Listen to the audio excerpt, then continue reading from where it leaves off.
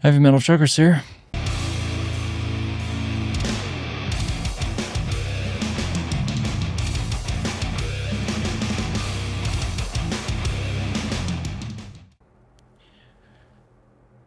In this video series of stuff, we can take a listen to some metal, get some thoughts on it. It could be simple, could be in depth, but they are our honest thoughts.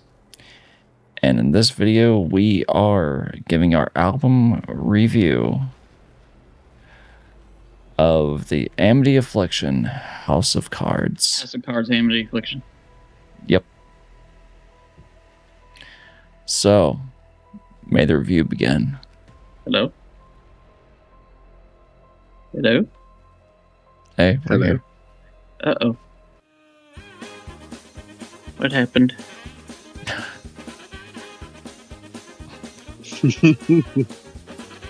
Hello? Hi. Hello.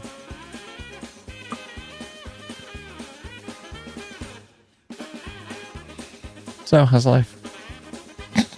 Wouldn't be an album review without some problems.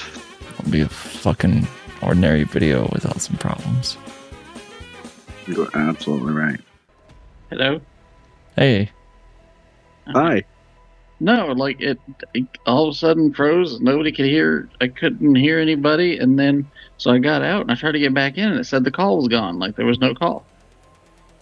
Weird. That's fucking Discord doing Discord things, causing Discord. Anyway, Amity Affliction, House of Cards album. Let the review begin. Frosty. All right, I guess I can go first. Yeah, that's fine. So I had heard of Amity Affliction before I actually listened to them. I don't know how long before I first listened to them. So I'm just going to go off of when I first listened to them. 2015 is when I first actually officially listened to anything from Amity Affliction. Yeah, so album review. This one was heavier than I anticipated, and as it was a little bit heavier than I had anticipated. Now you'll forgive me because I'm a little hazy currently. When did you first hear about Amity Affliction? Sometime before I actually started listening to them. I just don't know exactly when. Okay, it was probably a couple of years before. Okay, because that would actually kind of explain that. Okay.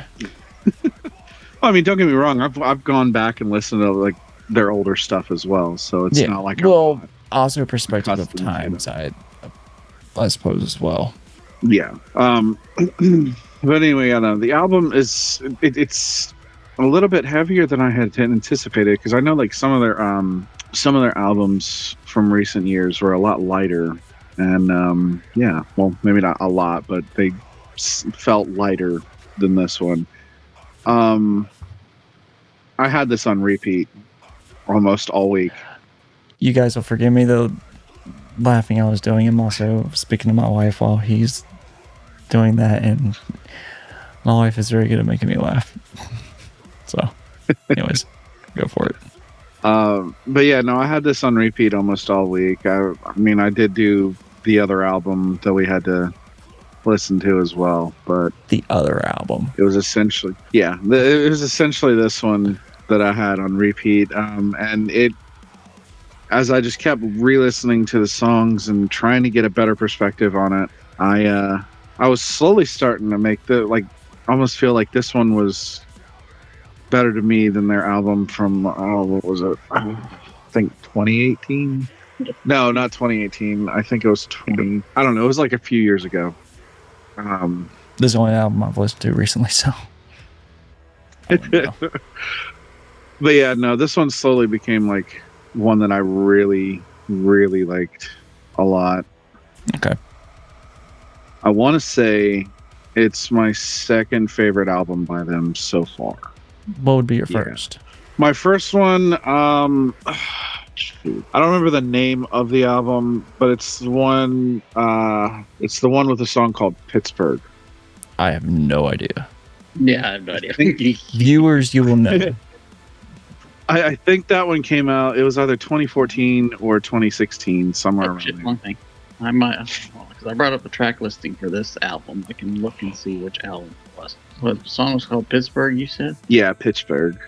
And that one wasn't that one. I want to say it was like 2014 or 2016, somewhere around there. That one. It has like a stormy kind of look on the album cover. Okay, 2014. Let the Ocean Take Me was the album they're talking about. There we go. Interesting. Yeah, that one's my favorite album by them. But So sorry, you said this the album one- was what? I'm sorry. Let the Ocean Take Me or something like that.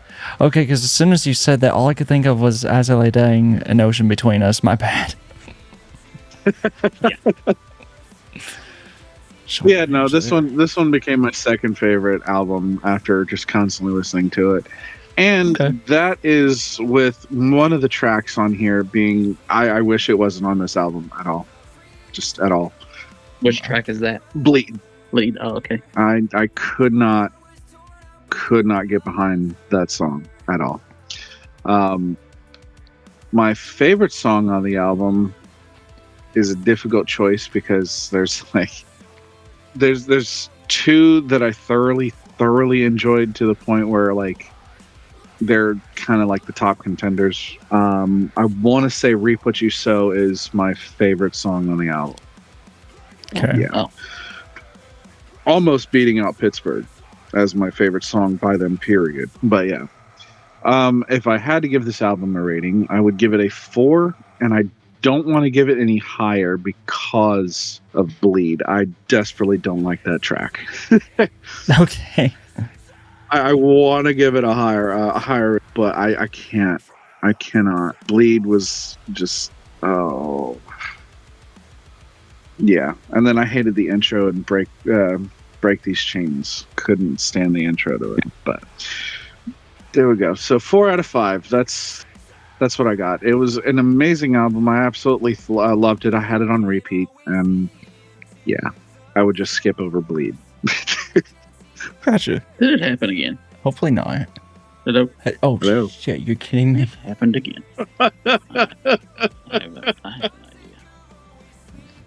Sorry, I actually had to go back to Bleed because I'm like, I don't remember that track. What was it? And then I listened to it. I'm like, oh, okay.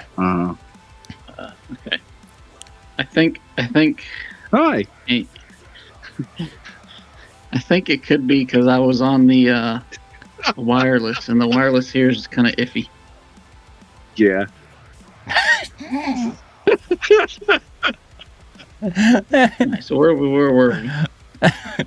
It's your time for review. It's your Oh, my turn turn. to review. All right. So when did I first hear about the Amity Affliction, or the Amity Affliction? Excuse me. Long fucking time ago. No, not really. I think the first time I ever heard of the band was probably 10 years ago, maybe. But I didn't listen to anything wrong. Okay. First That was time almost I about the time ever I first listened to them. first time I ever listened to anything from them was in 2018 because a coworker of mine at the time was a big fan of theirs and like, you gotta listen to this band. Mm-hmm. I'm like, okay.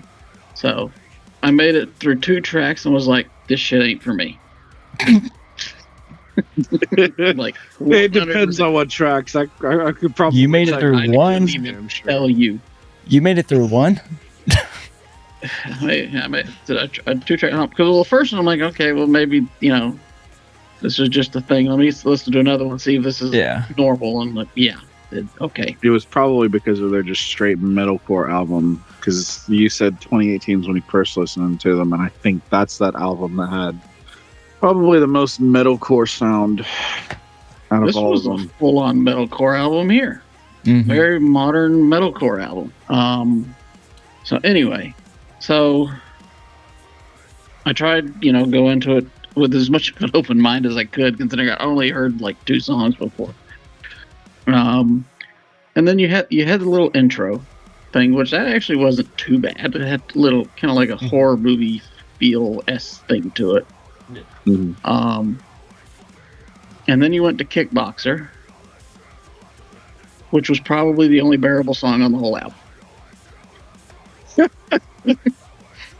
After that, it became full on modern metalcore, which all the damn bands sound the same. Amity Affliction is no different. That was the issue they had when I first heard them in 2018. They sounded like all the rest of them, and they still do. Now, that's not honestly the biggest issue I had with this album. The biggest issue I had with this album was the dude's clean vocals, and not because they were bad. Like, his vocals aren't bad. They just don't fit at all. It is such a clash between his vocals and the music that it made it almost to the point to where I couldn't listen to it. Like, it was that nails on a chalkboard for me. Because it was you had this weird thing where you had like Travis Barker singing and then Travis Ryan singing on the same damn song. It just it was weird. Now, I'm not comparing them to those two singers. I'm just using it because the dude, the clean vocalist, sounds like a punk vocalist. He actually doesn't sound too different from Travis Barker, to be honest with you. And then, the other guy was doing harsh vocals like Travis Ryan does, and they both have the first name Travis, so that's why I use that. So fair. And it was so weird for me. Like, it made it hard for me to get through it. And like I said, it's not because he's a bad vocalist. Like, his vocals are fine. It's just here in this, it was hard. It was actually one of the reasons why I got hooked on Emily was Is it? Because it's the cleans don't typically fit in this kind of style to me, and I thought it was actually like a breath of fresh air almost. And I guarantee you, you're not the only one that thinks that. And normally I'm the kind of person that likes stuff that's a little different or a little odd or that doesn't fit. But for some reason, it I don't know. I'll probably be able to explain it once my turn comes around. Yeah. That was the hardest part for me, the album. The second thing was that it's your typical modern metalcore. All the crap sounds the same. And now I want to say modern metalcore songs on their own aren't necessarily bad. All right, some of them are pretty decent. The problem is, once you've heard one or two, you've heard them all. Yeah, that's where my problem comes into, and well, so you get bored of it really quick. Yeah.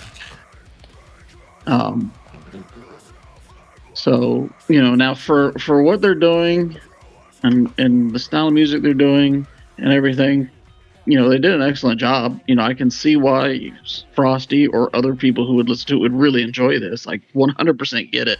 It's just it's not my thing at all. Which we knew that going into this, and that's part of the reason why we wanted to have Frosty on this channel, because we knew he liked this type of music where Pincushion and I don't. So we wanted to add that variety. Just throw me under the bus like that? Fuck it, fine. We've never. I felt like I was throwing me under the bus. No, not at all. No, not at all. No, I know what he meant. No, it's like you lightweight metalcore head. No. It's actually a good thing, because it does. It adds a view on the channel compared to what we normally have, which we need, because there's a lot of people out there that are like you that enjoy this, and there's nothing wrong with that, obviously. Exactly. It's just not my thing.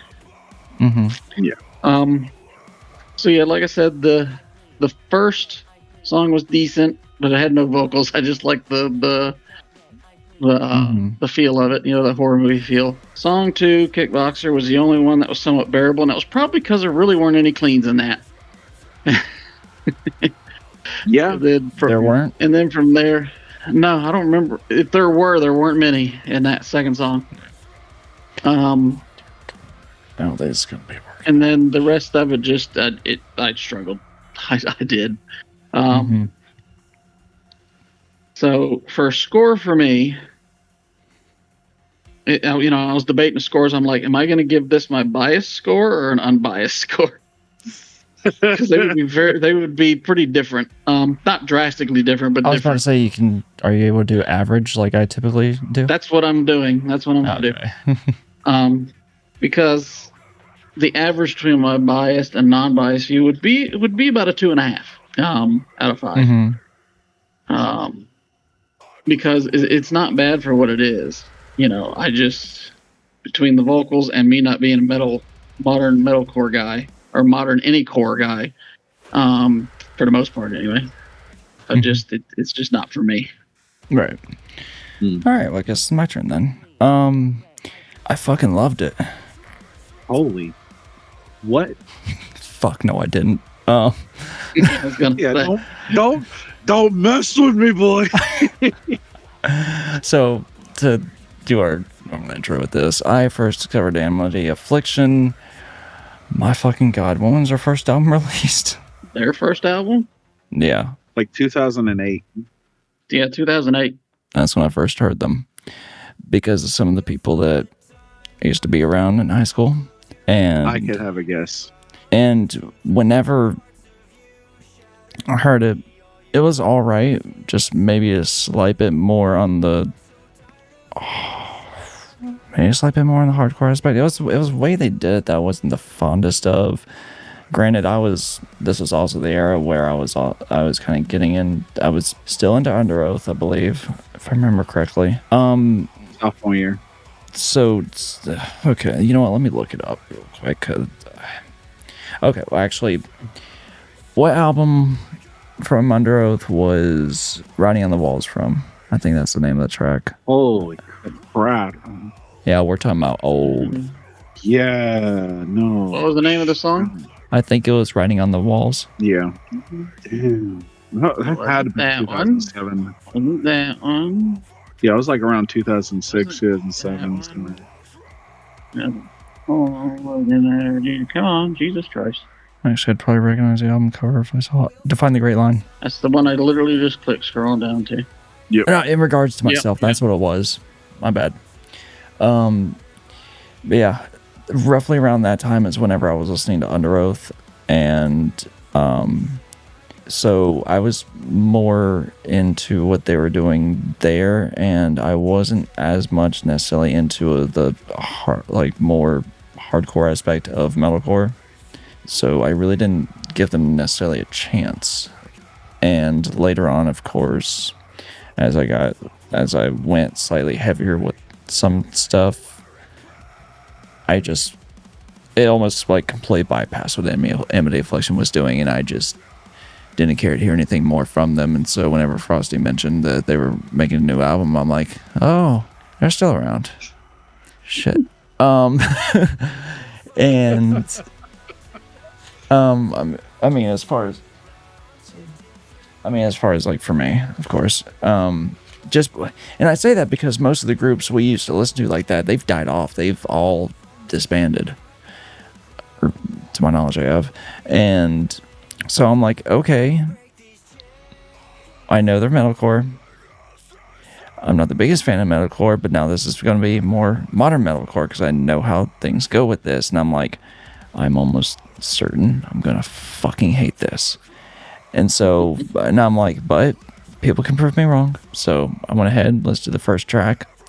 I genuinely did love the first track. It had this Blade Runner feel to it, and it was just complete electronic in the sense that it was more industrial, and maybe it was just because I was driving to work and it was dark and it was kind of rainy, so it just fit with the atmosphere that was already going on. So it made it more. It felt like part of a horror not track, but soundtrack. Yeah, so I was just I actually really enjoyed it. I'm like, this actually won't be too shabby. And then the first track came on, and then the dude's vocals came through with the unclean vocals, and I'm like, god damn, they're kicking ass here. So I'm like, maybe I actually will like this album. And then I swear it was the first track, or maybe it was the second track, or technically third track, but whenever dude came in with the clean vocals, I went, oh god. And about halfway through the album, or 3/4 of the way through the album, as soon as the track ends, I'm like, please let that be it. Please let that be it. And another track came on. I'm like, fuck me. And I was just waiting. I'm not gonna lie, I was waiting for the album to be over with. But funny enough, there was one track that I made the album somewhat bearable, and I almost want to say that track was Bleed. Oh my That'd be god. funny if it was. I swear, and that's what I was actually just listening to a little bit ago. I'm like, it sounds familiar. Was it Bleed? And I'm like, this sounds familiar, as though it was a one track that I was like, okay, bearing through those vocals, clean vocals, but okay. The thing that I hate the most about those clean vocals, and it's the same fucking thing I hated in the past, the same reason I hate a Skylit Drive, the octave that they are singing at is so... God, I'm gonna sound sexist here, but I feel like it should primarily be done by a female vocalist, mainly because of and this is where the technicality comes into play, the timbre of the vocal.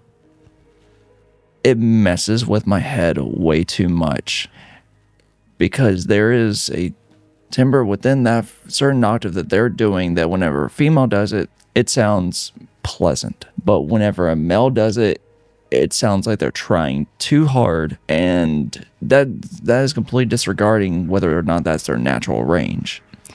But even at their natural range, that kind of timbre in the vocal just almost feels forced to me, and I don't like it at all. It kind of goes along with what Doppler said. It doesn't fucking fit. So it was if more, his vocal would have been way better, probably in something that's more pop punk. Yes. Like a Blink-182, because that's what I thought of, because he does sound a lot like Walker. Or a group that I knew people listened to back in the day, Hey Monday. Granted, female vocalist, so... Or hell, even if he had made an appearance in like either Hey Monday, Old Paramore. Just something within that range, it would have been fine. Had they had a vocalist that, again, I think someone like, I can't remember the name of the keyboardist in Under Oath, but the only reason I can tolerate those clean vocals is just because the only thing I'm hearing is a sound of projection, and that's just their voice and what they're doing. And they sound like they're just going into their natural head range of a voice. It doesn't feel forced or anything. So that was my biggest fucking gripe with it. The rest was actually fine. Like, it was metalcore instrumentals, which I'm not necessarily the biggest fan of, just because, oh my god, could I hear what I consider overproduction. I'm like, did you sample replace every one of those fucking drums too? And that kind of thing just annoys the shit out of me. So now, some of the aspects I did somewhat enjoy, again, whenever they had some of the electronic elements that were more almost a Blade Runner cyberpunk industrial kind of thing, or even just industrial, I guess you could say. Although I wouldn't go that far, because I mean, industrial, all I think about is like Combo Christ or something like that. So it just, yeah. But for what they're doing, to make me not enjoy it as a whole, means that what they're doing is actually doing it fucking well. So it's like, yes, I hated it, but there's a caveat to that hate because of what I typically enjoy. So that being stated, my rating was actually the exact same as Doppler's. Like, get a different, like, have a different vocalist, and honestly, I might actually be on board. Might. Just, I cannot stand those clean vocals. Cannot stand them. And I only listened to this album once, because by the time it was done, I'm like, I don't think I'm going to forget this. So, yeah. Yes, that was a very harsh review, and a lot of Amity Affliction fans are probably going to very much attack me. Go for it. Not with you. No. So, but yeah, I honestly am thoroughly glad that we were able to finally have an album on here that Frosty was eager to listen to, just because. Or one that I at least knew the band. or yeah, that you at least like knew the band, and like it is nice for us to be able to hear what Frosty is enjoying, and as much as we may not particularly care for it, it gives us a better idea of if we come across a certain group that he may enjoy later. It just understanding someone's palette allows better exploration for them should you come across something else. But all that being stated, And this genre has a huge fan base on top of that too. So they absolutely do, and Amity Affliction is no different. I know there's people that still listen to them to this day, or they probably do. So, yeah, that is it. Thank you guys for watching this. Send all your hate mail down below. And until next time, whether musically, lyrically, or literally, keep rolling heavy.